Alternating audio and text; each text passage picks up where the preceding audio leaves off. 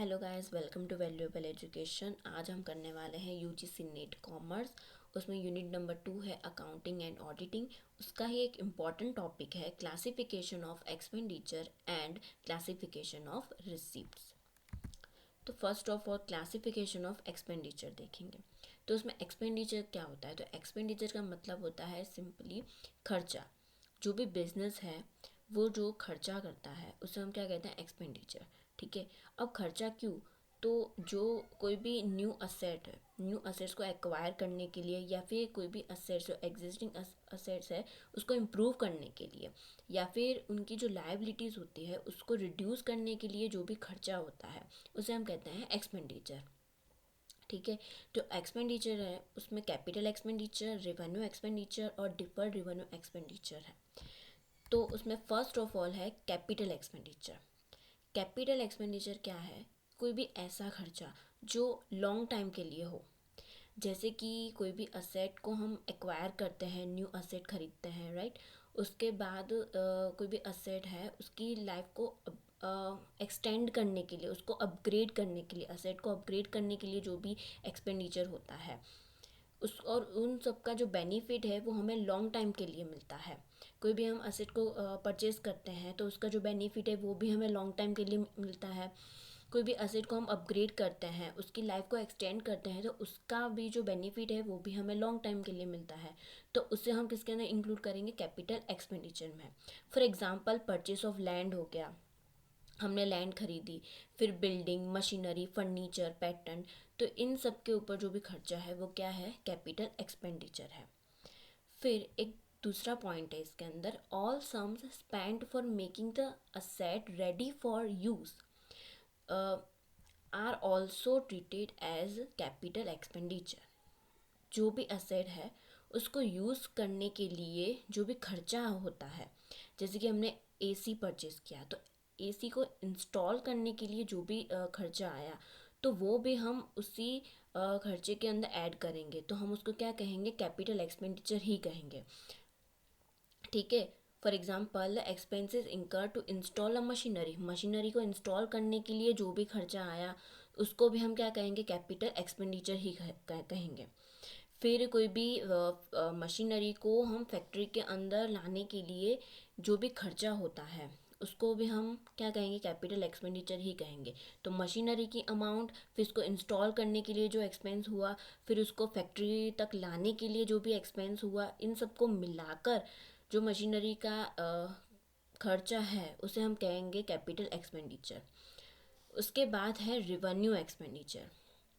Revenue expenditure जो है वो क्या होते हैं ऐसे बिजनेस के रिक्वायरमेंट्स को जो डे टू डे रिक्वायरमेंट्स होती हैं बिजनेस की, उसको मीटअप करने के लिए जो भी एक्सपेंडिचर होते हैं उसको हम कहते हैं रिवेन्यू एक्सपेंडिचर। ठीक है। फॉर एग्जांपल हमने वेजेस पे किया, फिर सैलरीज पे किया, कैरीज, रिपेयर्स का जो भी एक्सपेंस हो गया, रेंट हो गया, इंटरेस्ट हो गया, तो इन सभी को हम क्या कहेंगे? रिवेन्यू एक्सपेंडिचर कहेंगे। ठीक है। जैसे कि सैलरीज हो गए, वेजेस हो गए, तो वो तो मंथली दिए जाते हैं, 15 डेज में या मंथली देते हैं। रेंट हो गया, इंटरेस्ट हो गया। ठीक है। तो ये सारे क्या हो गए? डे टू डे बिजनेस की जो डे टू डे रिक्वायरमेंट्स को मीटअप करने के लिए ये सारे एक्सपेंसेस हैं, तो इसको हम क्या कहेंगे? रिवेन्यू एक्सपेंडिचर कहेंगे। ठीक है।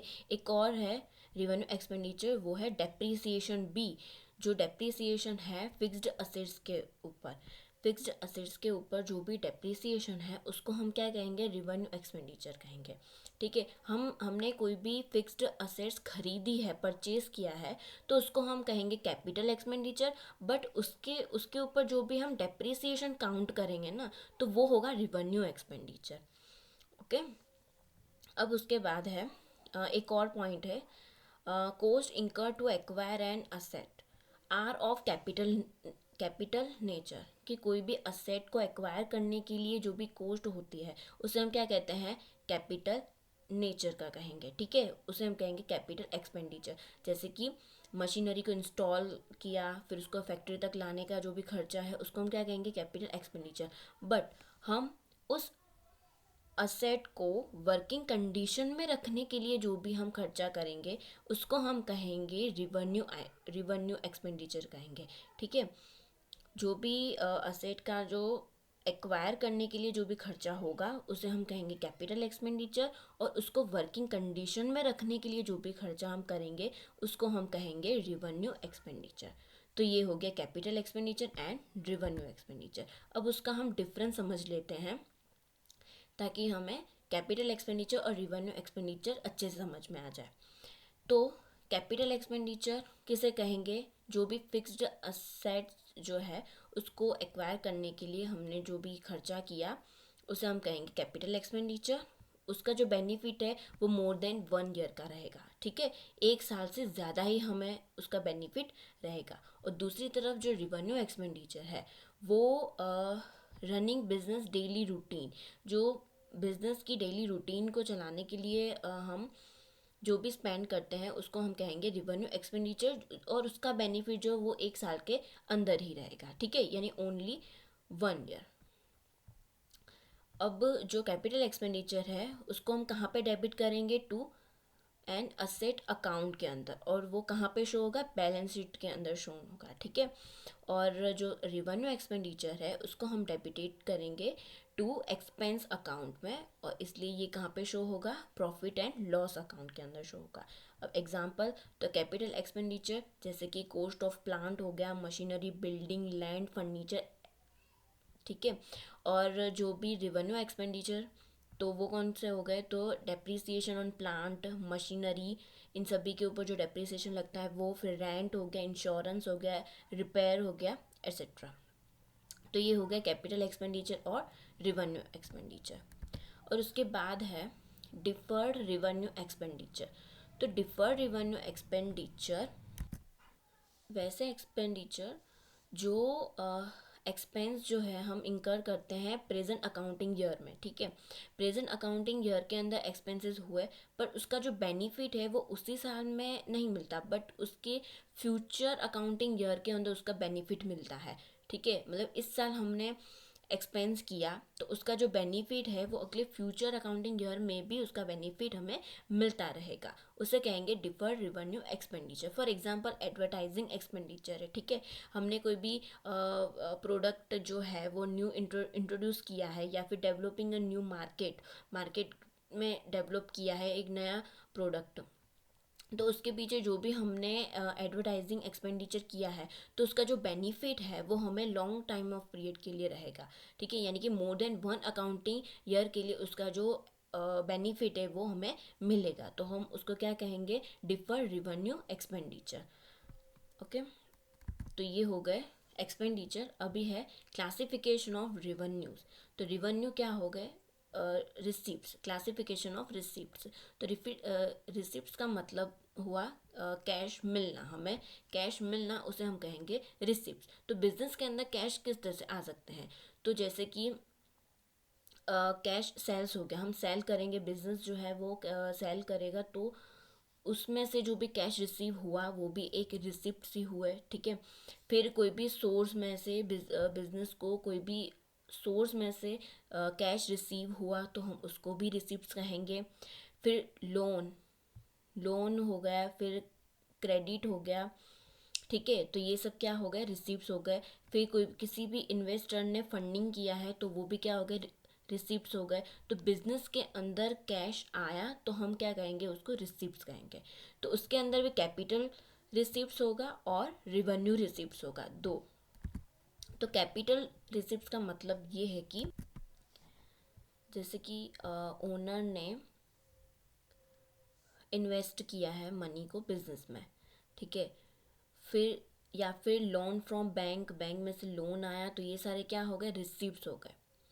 बट ये ऐसे रिसीप्ट्स हैं जो नॉन रिकरिंग इन नेचर है, यानी कि ये रेगुलर नहीं होते, नॉट रेगुलर, उसे हम क्या कहेंगे? कैपिटल रिसिप्ट्स कहेंगे। ऐसे रिसिप्ट जो रेगुलर नहीं होते, नॉन रिकरिंग इन नेचर होते हैं, बिजनेस में आता तो है पैसा बट रेगुलर नहीं आता, ठीक है, तो उसे हम क्या कहेंगे? कैपिटल रिसिप्ट्स कहेंगे। और ऐसे जो कैपिटल रिसीव्स हैं वो ओवरऑल जो कैपिटल ऑफ द बिजनेस है उसको इंक्रीज करता है, बिजनेस के कैपिटल को क्या करता है, इंक्रीज करता है, और इसीलिए वो डिस्ट्रीब्यूशन ऑफ प्रॉफिट के डिस्ट्रीब्यूशन के अंदर यूज़ नहीं होता। अब बिजनेस के कैपिटल में किस तरह से इंक्रीज करेगा, जैसे कि कैपिटल इन्वेस्ट हुआ है, ओनर ने इन्वेस्ट किया है, तो वो क्या हो गया, कैपिटल में इंक्रीज हो गया बिजनेस की कैपिटल में। फिर लोन आया बैंक में से, या फिर कोई भी फिक्स्ड असेट को हमने सेल किया, तो उससे क्या होगा, ओवरऑल जो बिजनेस की जो कैपिटल है उसमें इंक्रीज होगा। ठीक है, तो और कैपिटल रिसीव्ड का जो कैपिटल रिसीव्ड जो है वो प्रॉफिट के डिस्ट्रीब्यूशन के अंदर यूज़ नहीं होते। और इसको हम कहाँ पे शो करते हैं, बैलेंस शीट में शो करते हैं। ठीक है, तो ये हो गया कैपिटल रिसिप्ट। और उसके बाद है रिवेन्यू रिसिप्ट। तो रिवेन्यू रिसिप्ट ऐसे जो बिजनेस के अंदर फंड आता तो है बट रेगुलर बेस पे आता है और रिकरिंग इन नेचर होता है, और वो किससे आता है, कॉर बिजनेस एक्टिविटीज़ से आता है। बिजनेस की जो जो भी एक्टिविटी होती है, ऑपरेटिंग एक्टिविटी जो भी होती है बिजनेस की, उससे जो पैसा आता है हम उसको कहेंगे रिवेन्यू रिसीप्ट, जो रिकरिंग इन नेचर होता है। ठीक है, और इससे क्या होता है, बिजनेस की रिवेन्यू के अंदर इंक्रीज होता है, ओवरऑल जो रिवेन्यू होता है बिजनेस का उसमें इंक्रीज होता है, और इसको जो रिवेन्यू रिसीप्ट है उसका यूज़ हम प्रॉफिट के डिस्ट्रीब्यूशन के लिए भी कर सकते हैं।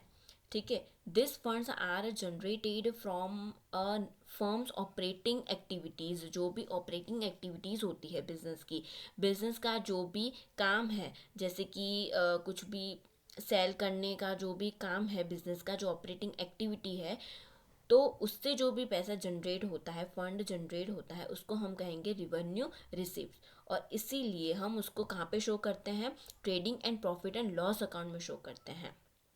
ठीक है, फॉर एग्जांपल सेल हो गया, कमीशन हो गया, फीस रिसीव हुआ है, सर्विस की है तो सर्विस, तो जो भी फी रिसीव हुई है वो, फिर इंटरेस्ट ऑन इन्वेस्टमेंट किया है तो उस पर जो भी इंटरेस्ट मिल रहा है वो, कमीशन मिल रहा है, फिर सेल किया तो सेल से भी जो भी पैसा आ रहा है, तो हम उसको क्या कहेंगे, रिवेन्यू रिसिप्ट्स कहेंगे। अभी उन दोनों के बीच का जो डिफरेंस है वो भी देख लेते हैं, capital receipts and revenue receipts.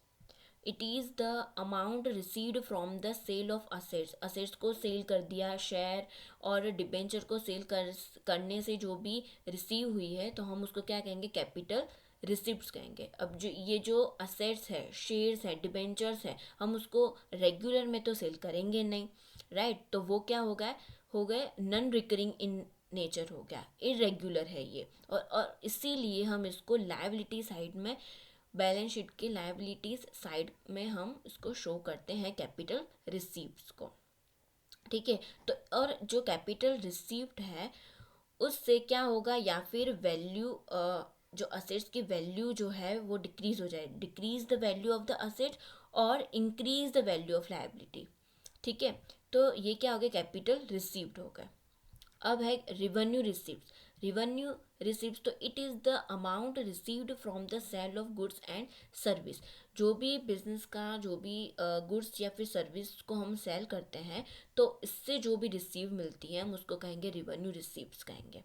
Revenue receives occur again and again, वो रेगुलर बेस पे होती है, रिकरिंग इन नेचर होता है वो। ठीक है, और रिवेन्यू रिसीव जो है वो इसीलिए हम उसको trading and profit and loss account में शो करते हैं, और इससे ना ही इंक्रीज या फिर decrease value of the assets और लायबिलिटी, असेट्स या फिर लायबिलिटीज़ की जो भी वैल्यू है वो इससे इंक्रीज या फिर डिक्रीज नहीं होती, क्योंकि ये क्या है, रेगुलर बेस पे होती है और रिकरिंग इन नेचर होती है, और उसका जो बेनिफिट है वो भी 1 ईयर के अंदर ही होता है, राइट। और कैपिटल है, कैपिटल रिसीव्ड है तो उसको हम बैलेंस शीट के अंदर शो करते हैं। ठीक है, लायबिलिटीज साइड।